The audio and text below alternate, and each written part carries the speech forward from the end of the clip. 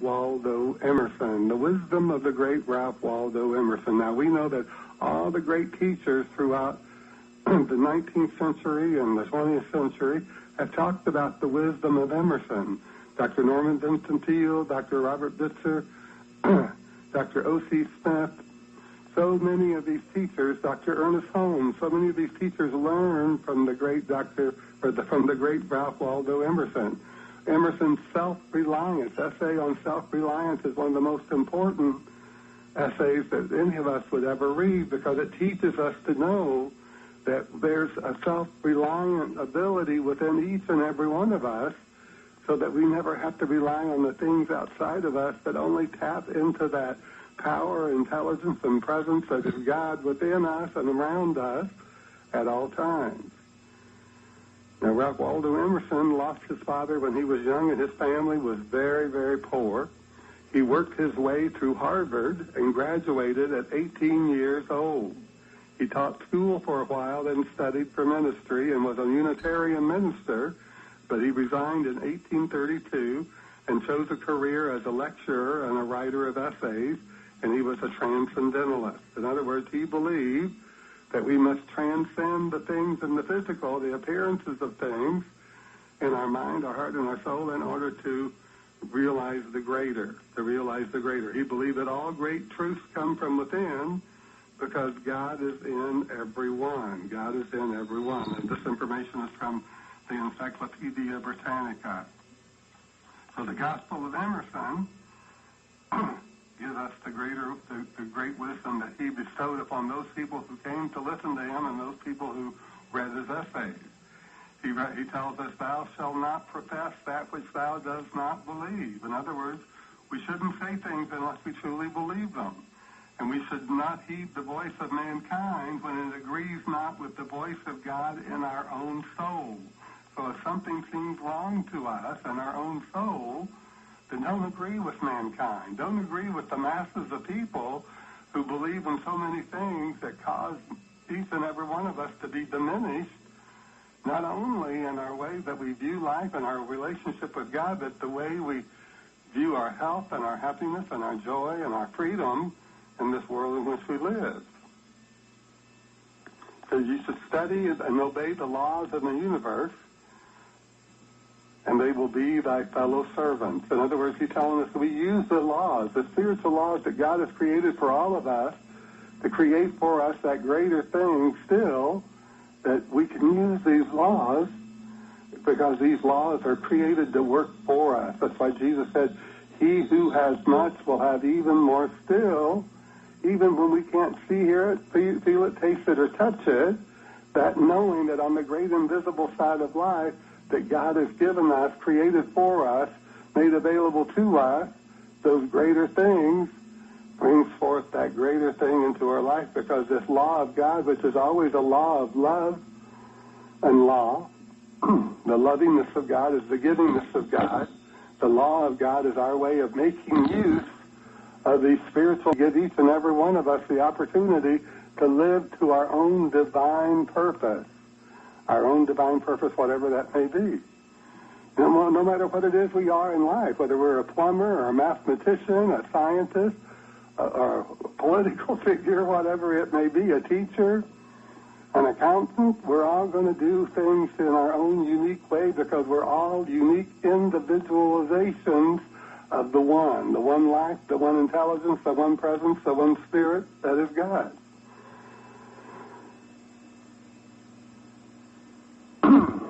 Emerson tells us, instead of that reliance which the soul suggests on the eternity of truth and duty, mankind could be misled into reliance on institutions, which the moment they cease to be the instantaneous creations of the devout sentiment are worthless. Religion among the low becomes low. As it loses its truth, it loses credit with the sagacious. Dare to love God without mediator or veil. In other words, dare to love God without anything between you and God, without anything that you assume about God, but let God be God to you in your own unique relationship with God.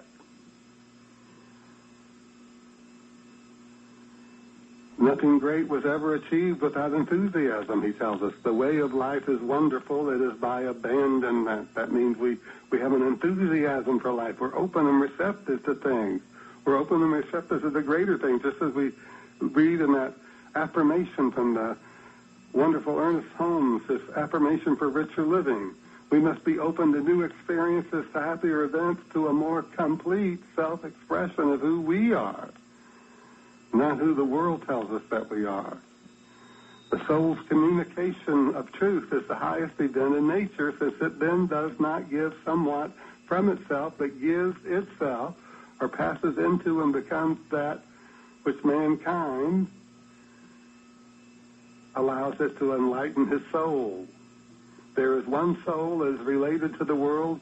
Art is its actions thereon. Science finds its methods. Literature is its record. Religion is the emotion of reverence that it inspires.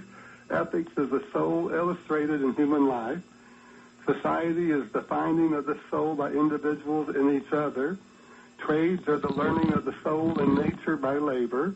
Politics is the activity of the soul illustrated in power. Manners are silent and mediate expressions of the soul. Now, that's a whole lot of words there. It goes pretty deep. But what he's telling us is the soul is always expressing. It's the soul of us. And soul is just another word for consciousness. It's always expressing, always perceiving things to the level of awareness, to the degree of truth that we know, and to the relative understanding that we have of our relationship to the universe and to God and to life and to our own individual soul nature. He says we cannot describe the natural history of the soul, but we know that it is divine. I cannot tell if these wonderful qualities which house today in this mortal frame shall ever reassemble in equal activity in a similar frame, or whether they have before had a natural history like that of this body you see before you. But this one thing I know, that these qualities did not now be sick with my sickness, nor buried in any grave, but that they circulate the universe. Before the world was, they were. Nothing can bar them out or shut them in, but they penetrate the ocean and the land and the space and time, the form and essence, and hold the key to universal nature. Whenever a mind is simple and receives a divine wisdom, old things pass away. The means, the teachers, the texts, the temples fall. It lives now and absorbs past and future into the present hour, all things made sacred by relationship to it, one as much as another. So God is one and omnipresent. Here or nowhere is the whole fact. That's the truth for all of us. We lie in the lap of immense intelligence, which makes us receiver of its truth and organs of its activity. In other words, instruments of its activity. God expressing through us. There's only one life. That life is God. We live because God lives in us. God is the animation of our body. The Spirit of God animates our body. The intelligence of God causes us to think and to analyze and to imagine. And the power of God gives us the strength and the wisdom to know that our faith in our Creator and our Creator alone will bring amazing results into all areas of our lives. All our progress is an unfolding like the vegetable bud. You have first an instinct, then an opinion, then a knowledge, as the plant has root, bud, and fruit. Trust the instinct to the end, though you can render no reason. It is vain to hurry it. By trusting it to the end, it shall ripen into truth, and you shall know why you believe. The true meaning of spiritual is real. That law which executes itself, which works without means, and which cannot be conceived as not existing. In other words, he's telling us, just as Jesus did, I of mine own self can do nothing, because God, infinite power, intelligence, and spirit, doeth the work. We're totally dependent on God for our life. We're totally dependent on this intelligent form, and gave us this opportunity to receive this gift of life on planet Earth. Our dependence is on God and God alone. And just as we can't force ourselves to believe something that we haven't learned to believe at that knowing level of the soul yet, we can't take a rosebud and open it up and expect a perfect rose to be blooming. We would take that rosebud and we open it up to try to force that bloom. We destroy it. And the process has to start all over again, just as with our own soul. If we lie and cheat or try to manipulate the truth and speak to a truth that we don't know, then it takes us even longer to go back to where we were at and begin that unfoldment of consciousness again, that unfoldment of knowing the truth again, that unfolding of knowing the truth about our relationship to life and to God and the universe again. We shall pass for what we are. We shall pass for what we are. Isn't that amazing statement? Don't claim to be something that we're not. Don't overinflate our idea of ourselves. Don't let the ego rule our life. What is done for effect is seen to be done for effect, Emerson tells us. What is done for love is felt to be done for love. Mankind inspires affection and honor because he was not lying in wait for these. Mankind inspires affection and honor because he was not lying in wait for these. The foregoing generations behold God and nature face to face, we through their eyes. Why should not we also enjoy an original relationship to the universe? Why should not we have a poetry and a philosophy of insight and not of tradition, and a religion by revelation to us and not the history of theirs? In other words, God didn't stop moving through the awareness of the mind of mankind back in the Old Testament or the New Testament. The Bhagavad Gita, which was 1,500 years before Jesus came on planet Earth to give us the law of grace. So why should we stop God from revealing something to us more now? Why take the word of those who went before us as a final statement, as the closing argument about truth and our relationship to God, and be open? Let's be open to that new revelation that God has unfolded for each and every one of us. Let's let that be our truth today and every day, that we are open and receptive to God bringing us a new awareness, a new understanding, a new revelation of God's highest and greatest. There's only one truth, but it has to unfold through the consciousness of mankind in order to be understood and to be used for our benefit. The laws of God execute themselves. They are out of time, out of space, and not subject to circumstance. Thus, in the soul of mankind, there is a justice whose retributions are instant and entire. So he who does a good deed is instantly ennobled, and those who do a mean deed is by the action itself contracted. A deep insight will always, like nature, ultimate its thought in a thing.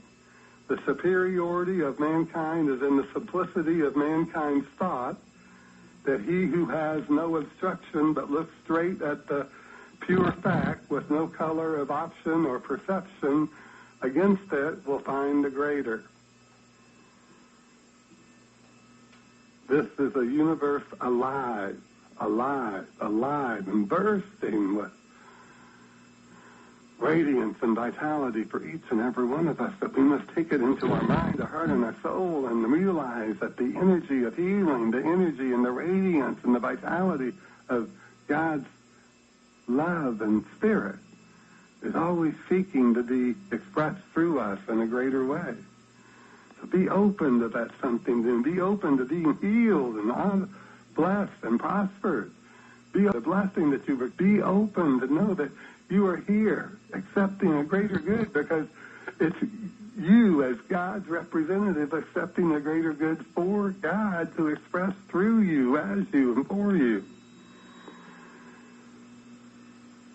Emerson tells us justice is not postponed. The perfect equity of justice balance in all parts of life The dice of God are always loaded. The dice of God are always loaded. In other words, they're always loaded in our favor, and nothing can bring you peace but yourself. Nothing can bring you peace but the triumph of principles, of justice and love and harmony and peace.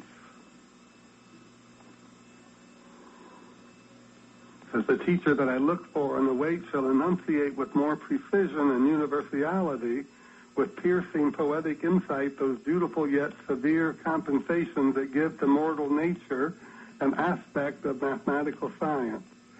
He or she will not occupy themselves in laboriously reanimating a historical religion, but in bringing mankind to God by showing them that God is, not way, and speaks and not spoke. That God is. God is right where we are. God is present. God is for all of us. Each and every one of us have that opportunity every day to experience more of God by the mere simple action of recognition in our mind. Recognition and identification. Identify God in the universe in which we live. How do we identify God? We know that God is that which cannot be defined, that God is that infinite intelligence and power and spirit that's beyond anything that the human mind can conceive. And we know that mankind has only given us the attributes of a God that the human mind can conceive of and understand and become aware of. But look out in the universe in which you live. Look up and not down. Look up and see the infinity that you are a part of. And then you stop thinking about those things that try to hold us into limitation, that try to hold us back, try to make us feel small, and we open our mind to that greater idea for us. Emerson says the consciousness on each and every one of us is a sliding scale which identifies us now with the first cause, which is God, and now with the flesh of our body, life above life in infinite degrees. Mankind's life is a progress and not a station. A man cannot utter 2 or 3 sentences without disclosing to intelligent ears precisely where he stands in life and thought, namely, whether in the kingdom of the senses or in that of ideas or in the realm of intuitions. People seem not to see that their opinion of the world is also a confession of character. We can only see what we are. We can only see what we are. In other words, we can only see what our consciousness accepts as true. If we think that what we believe, that's who we are, that's what we use as our determining factor in all things that we believe about life. If we believe that the world is against us, that there are people out there who somehow, through luck or chance or fortune, have a better advantage in life, then we have caused ourselves to be disadvantaged. Let's open our mind in the way in which we can mend that feeling. Without the rich heart, the wealth is an ugly beggar. The only sin is limitation. But he's telling us that his wisdom is also the wisdom of history, that we will have our own revelation, our own awareness, as we look to God, as we seek within the silence of our mind, our heart, and our soul, the wisdom that's for us, the guidance that's for us. Don't be looking to history, because history is only the building blocks of that greater revelation. Truth is simple, he tells us, and will not be antique, is ever present and insists on being of this age and of this moment. Here is thought and love and truth and duty, new as the first day of Adam and of the angels. Mankind at large always resemble frivolous children. They are impatient of thought. And wish to be amused. Truth is too simple for us. We do not like those who unmask our illusions. We went through that message a few days ago about the simplicity of the truth, the simplicity of the spiritual principles. Heaven always bears some proportion to earth. The God of the cannibals will be a cannibal, of the crusaders a crusader, and of the merchants a merchant. In all ages, souls out of time, extraordinary, prophetic, are born, who are rather related to the system of the world than to their particular age and locality. These announce absolute truths which, with whatever reverence received, are speedily dragged down into a savage interpretation. So he tells us, be content with a little light, so it be your own. Explore and explore. Be neither chided nor flattered out of your position of perpetual inquiry, neither dogmatize nor accept another's dogmatism. In other words, don't accept the dogmas of religion. That was for the people who created it, who thought it, who wrote it down, but it's not for the ages in the future. Why should you renounce your right to traverse the starlit deserts of truth for the premature comforts of an acre or a house or a barn? Jesus Christ belonged to the true race of prophets.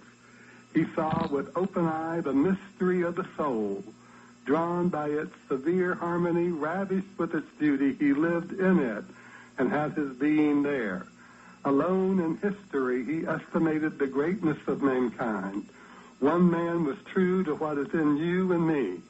He saw that God incarnates himself in man and evermore goes forth anew to take possession of his world. He said in this jubilee of sublime emotion, I am divine. Through me, God acts. Through me, God speaks. Would you see God, see me, or see thee when thou also thinkest as I now think? But what a distortion did his doctrine and memory suffer in the same, and the next, and the following ages. In Christianity that now prevails is the unbelief of mankind. They will have Christ for a Lord and not for a brother. Christ preaches the greatness of man, but we hear only the greatness of Christ. Mankind has come to speak of the revelation as somewhat long ago given and done, as if God were dead. And that is our lesson.